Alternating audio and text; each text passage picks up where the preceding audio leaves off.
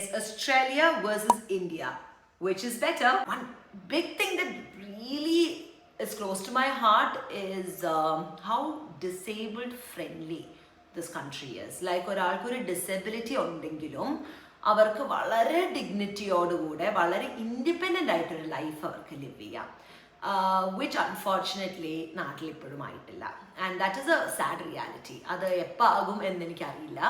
അതിന് ഒരുപാട് കാര്യങ്ങളുണ്ട്. One, infrastructure has to adjust to it. Like നാട്ടിൽ പബ്ലിക് ട്രാൻസ്പോർട്ട് പോലും ഇസ് നോട്ട് ഡിസേബിൾ ഫ്രണ്ട്ലി. നമ്മളൊരു ബസ്സിൽ കയറണമെങ്കിൽ നമ്മൾ സ്റ്റെപ്പ് കയറി പോകണം, അല്ലെങ്കിൽ ഒരു ട്രെയിനിൽ കയറണമെങ്കിൽ വലിയ കാട്ട് ഒരു ലാഡർ ഉണ്ട്, അത് കയറി പോകണം. ഒരു വീൽ ചെയറിൽ ഒരാൾ എങ്ങനെ പോകും? കഴിഞ്ഞ ദിവസം ഞങ്ങളുടെ ഗ്രാൻഡ് മദറിനെ ഞങ്ങൾ ട്രെയിനിൽ കയറാനായിട്ട് like we have wheelchair assistance. അവിടെ ചെന്നപ്പോൾ റാമ്പില്ല, ഒന്നുമില്ല. അതിന് ലൈക്ക് വീൽ ചെയർ അസിസ്റ്റൻസ് ഉണ്ടെന്ന് പറഞ്ഞിട്ട് എന്ത് ചെയ്യുക, ഒരു 4 മനുഷ്യർ വന്നു എന്നിട്ട് പൊക്കി കയറ്റുകയാണ്. That is the wheelchair assistance. Like that is not okay. Like ആ ഒരു പൊക്കില്ല വീണാൽ എന്ത് ചെയ്യും? ആര് സമാധാനം പറയും?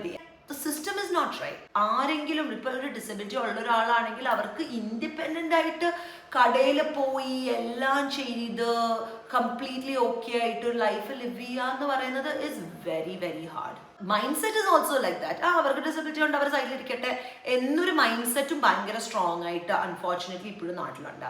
ഇവിടെ എത്ര ഡിസേബിൾഡ് ആയിട്ടുള്ള ഒരാളാണെങ്കിലും സ്റ്റാർ ഹോട്ടൽസിലൊക്കെ പോയി കഴിക്കാൻ പോയാലും there are people who are fully disabled who can only eat through their pipe. അങ്ങനത്തെ അവർ വരെ അവരുടെ ആ ഒരു വീൽ ചെയറിൽ അവിടെ വന്നിരിക്കുന്നുണ്ട്.